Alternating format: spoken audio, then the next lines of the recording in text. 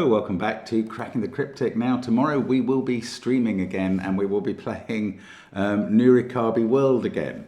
Now Simon is phenomenal at Nurikabe and I've been spending a lot of the videos saying I don't know how he does it, and it's incredibly impressive. So Blobs, I don't know if Blobs has decided to train me up or was trying to give Simon something he'd enjoy, or potentially was just inspired by watching Nurikabe World. But after the last one, he came up with this puzzle and sent it to us, and it is basically a Nurikabe Sudoku, which is a fabulous idea. Last week, I refused to apologize for doing Blobs yet again, and this week, I'm doubling down on that. No apology necessary. It's Blobs. It's going to be fun. And fun is what Sudoku is all about. This is a corner of the internet where we come to learn puzzles, where we're not worried about the awfulness going on in the world all the time, where we can just relax and have a good time in our brains. That's the plan anyway, and I hope it works for you. Now, let's tell you quickly about what's going on around the channel. So streaming tomorrow night, that starts at 10. I will be putting up my normal video at 11, so after the stream you can watch that. That's 10 our time, so 5 p.m. Eastern time, I think is still appropriate. We've got many other things going on. We've got our merchandise, SVEN'S SUDOKU PAD. There's Patreon, where on the first of the month, Are You My Mama? Now, I was told off. No, I wasn't. I mean, Panthera slightly corrected me in a comment recently on a video where I said these are sort of a twist on Japanese sums. No, they're number sums puzzles, and it's a different rule set. It looks a bit the same on the outside of the grid. That's all I'll say. Anyway, you will see, and you can judge for yourself. If you're a Patreon, you will be able to download that pack on the 1st, which is very shortly upon us, isn't it? My goodness, it's 2 days away, which is brilliant. So that'll be coming to Patreon, where there are already solution videos for Blobs himself's marvellous The Hobbit Sudoku Hunt, last month's patron reward, and many other items of content, as there are, of course, on our apps, which feature all kinds of puzzles, killers, and thermos, and arrows, and genuinely approachable puzzles, and, of course, Fog of War, our latest app. So do download one of those. Just do yourself a favour. Right, but the other way you can do yourself a favour is by clicking the first link in the description field and playing Nurikabe Sightlines by Blobs. And the rules are as follows. Normal Sudoku rules apply. 1 to 9 will go in every row, every column, and indeed every 3 by 3 box. We have to divide the whole grid into a number of islands. That an island is an orthogonally connected group of cells. Every island contains a single circled cell, and the digit in the circle indicates the number of cells making up that island. So this 4 could indicate an island of this size. The islands are surrounded by a waterway, a single orthogonally connected together group of cells. All caged cells are waterway cells. The digit in a caged cell indicates how many waterway cells are seen orthogonally, that means horizontally or diagonally, from that position, including itself. Island cells block vision. So let me just sketch in a possible bit of waterway here. Let's say the blue was the water and the yellow was the islands. This caged cell would be a 4 because it would see 4 blue cells. That's how this works, I believe. The waterway cannot form any 2 by 2 areas. That's an important rule. And when you watch our stream tomorrow, I know you will, you join us on the live tab under the video. You will see that these rules apply in Nurikabe as well, all the time. So let's restart the puzzle, give it a try and say, let's get cracking. Okay, so we were told that all the caged areas are waterways, so I'm going to colour them blue. I'm not making a Simon-like choice of blue for the islands today, and orange for the waterway. Right, now this blue all has to join together, not form any 2x2s. Okay, this island is obviously those two cells, so then that becomes blue to block it in. Any other obvious island? There's a 2 here, but it could go up or down. There's a 1 here. That's a very obvious island, and I can colour blue all around it. Now, there's nothing to stop that being blue, or indeed to stop it being yellow at the moment. Ooh, is there any other giveaways? I'll tell you what, 3 and 4 mustn't join together, these two islands. They mustn't, because there's only 1 digit in each island. So 4 could be like that. The 3, oh, of course, I'm sorry, I hadn't even thought of this. I could just colour not all the given digits, but all the circles yellow. That's just a random given 8 that's not in a circle. Interesting. I'd better keep an eye on that in case I think it is in a circle later. Anyway, this 3 can't go more than 1 north, so it must come out to there. Now I can colour blue in between those. Now this yellow has to take that cell, and now that's blue to separate the 3 and the 4 island, and now yellow is complete. Okay, that was a very nice sequence of successive deductions. This is blue to let that blue get out. This 3, don't know, it continues in one of those directions. I can put blue between the 4 and the 5. The 5 has to get out, then there's blue between the 5 and the 4. That 5 keeps on having to get out. This blue has to get out. We're not allowed a 2x2. The rule comes to the 4 finally. That's yellow. So we've got 4 of these 5. They could have the 5th there or there. I don't see how that being an 8 makes a determination. This blue has to keep escaping though. And this number is known. This is a caged number. We know exactly how many cells that sees because it's bounded there, and by the bottom of the grid. That's a 3. This is at least a 5, and the digit can't be 5.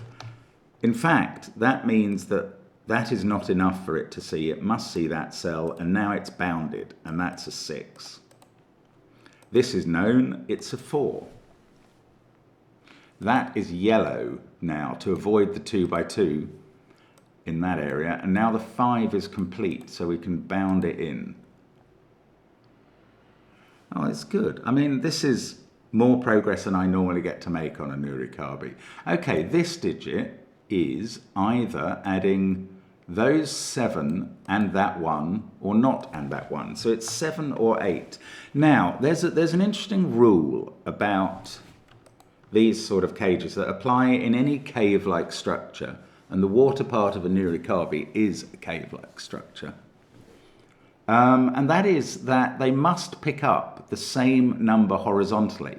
So they must have divergent numbers vertically. And all of these are at least 7. So they're now a 7, 8, 9 set. One of them is going to get 1 cell to the south. One of them is going to get 2, and one of them is going to get none. Now this can't be the one that gets 2 because it would join on there and be a 10. So that's also 7 or 8. This must now be 9. And those are both blue and bounded by a yellow there. And now this is yellow to avoid a 2x2. And that has to be part of the 4 island. But I don't know how they connect up. Yes, I do. This is lovely. This is one of the points Simon has educated me on in Nurikabe last week. This blue area, this 2x2 area needs a yellow in one of those 2 cells. This 2x2 area needs a yellow in one of those 2 cells. What is the only way to join up this island with 1 cell there and 1 cell there? It's by bridging them across there. Lovely. So we've got 3 and a 4. I was going to say this blue has to get out. That's not true. It could be getting out in box 1. That 3 has to be made up, in fact. So this blue doesn't get out. It might get out here. That was lovely, this 9. In fact, I know which way the 7 and 8 go now, obviously. This digit is known. I can do the count. It's 3. This one is bounded. That is a 6, isn't it? Yes, it is. Okay, let's start having a look at this. This is not allowed to be a 4, so this blue must extend at least to there. So this is either a 5, it can't be a 6 because you can't stop the blue there. So it's 5, 7 or 8. What does that do to this? Well, this is obeying this rule about being in the same row or column as that cage. It has to be slightly different. And you can see this is taking 2 to the east, that's taking 1 to the east. So this cell is 1 more than that one, 6, 8 or 9, I suppose. This one, don't know. It could be a 4 with a yellow cell there, or it could be much more than that if blue extends down here, and that would let yellow form a 3 island. What do we do now? I've got 1, 7 and 9 to place in the final column. Never afraid to try and look at a bit of Sudoku early in a puzzle. There's a 4 in one of those cells. It's not really going very far, the Sudoku idea. So, oh no, hang on, 3, 3, that's a 3. I've got a number. One of those two is a 3. Now, can that be a 3? Yeah, no problem. Okay.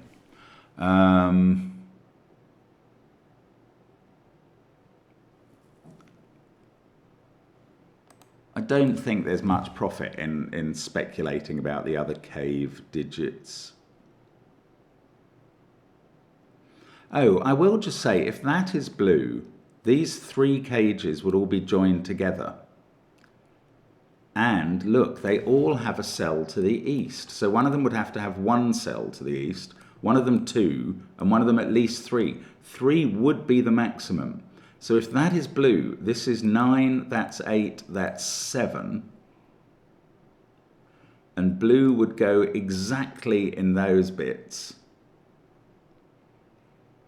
It's very constrained if this is blue, but I can't rule it out, I don't think. That was an interesting diversion.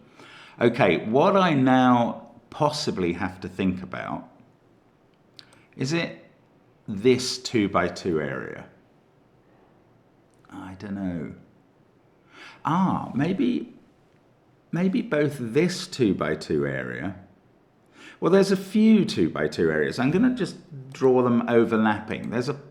Look at purple, look at orange, and look at green. Now, I don't know how they're going to be made up. I don't know much about them at all. But every single one of them has got to have at least 1 yellow cell in, because no 2 by 2 area is all blue. And this might be worth thinking about. It might not. But this purple area, for instance, can't be reached by the 2. That's why I'm considering it. It can't be reached by the 4 at all, or by the 3. So it must be part of the 5. Whatever yellow cell is here must be part of the 5 cage, of the 5 region. Now, does that tell me that 5 must come through this cell? No, not quite. But something here. 5 couldn't go to that cell. Actually, this cell is definitely blue. Nothing can reach it from an island. Maybe that's how I meant to do it. So 5 must reach one of these purple cells. I'm actually less interested in green than I thought I was, because 3 can reach it and 4 can reach it just. And maybe this isn't what to do. But the orange region, 3 can't reach that. Oh, 4 can't reach the orange region. It's the orange region, forget purple. The orange region has to be reached by 5. Nothing else can reach it. So that has to be there. And 5 has to work efficiently, i.e. either moving west or north to get there. Right, that is what we had to do. We had to work out that that cell was part of a 5. Now, we still don't have to go through this cell. That's annoying. Have we learnt anything about the cage numbers? Well, this one is not allowed to be 2, 4, 5 or 6. You can never put a 1 in a cage. The most number of blue cells it could see is 5. You can never put a 1 in a cage because all the blue is connected. So that must be a 3. And that does a bit of Sudoku. Isn't that surprising? 3, 3, the rivals. Is that all the 3's done in the grid? Oh, it is when I put the last one in. And the last one is put into a cage. Now, this 3 is either seeing blue there and yellow there, or blue there and yellow there. So unsurprisingly, one of these is yellow for the 5.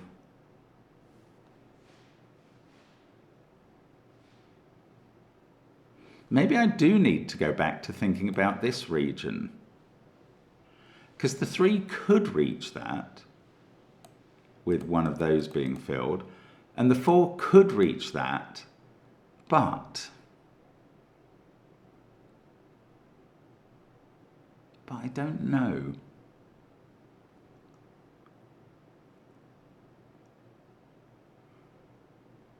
I'm just wondering if the 4 goes there, have I cut off the grid between yellow and blue? Because this 5 must cut off the grid in yellow some way. Oh, well, if the 4 goes there, the 5 is obviously, well, it could be that, but if that was all yellow, is there any cut-off? Actually, no, there isn't. Okay, I've got to wind my neck in about that. It's not working.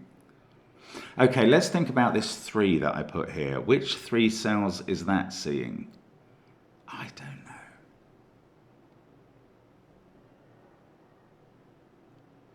I'm feeling a bit stuck now. I was worried earlier on how we were ever going to disambiguate the high numbers, but at least we got some of them into the cages, so I begin to see how that can work. This digit is not allowed to be 1, 2, 3, or 8. It's already seeing 3 blues. It's going to see at least 1 more. It's just not very useful, actually. Let's go back to imagining that this was blue. Then this was a 9, and we got all blue in this area.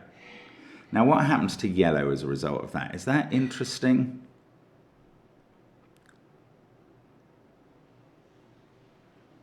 Not really. I can see exactly how the 3 would form, which is like that. I'm postulating that this is all blue.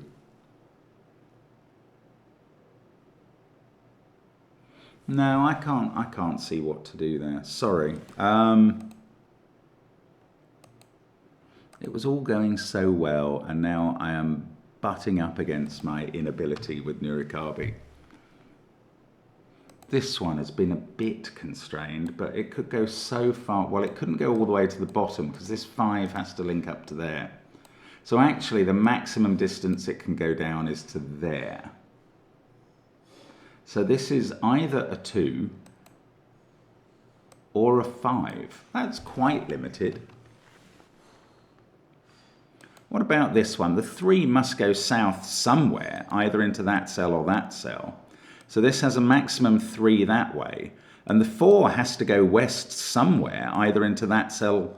That's quite interesting. This is quite bounded. I think the maximum it can go to allow the 3 to form and the 4 to form is like that. The biggest digit that can be here is a 4, and this is not a 3 or a 4. It must be a 2.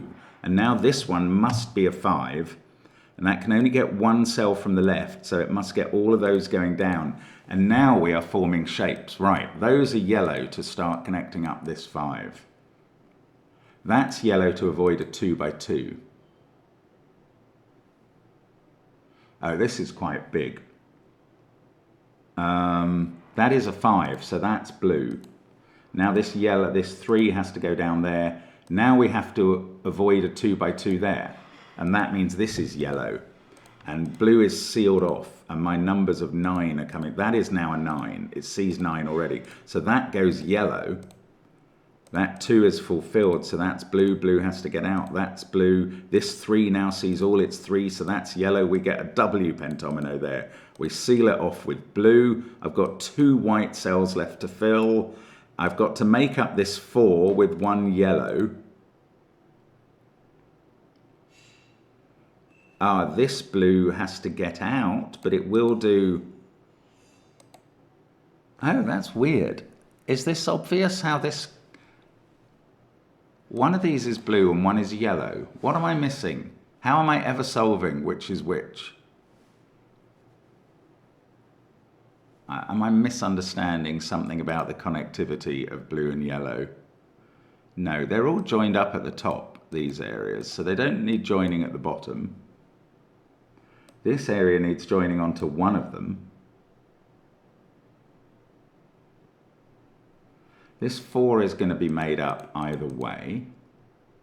Oh, it'll be this, of course. This 3 in a cage is already seeing its 3 blues. There we go.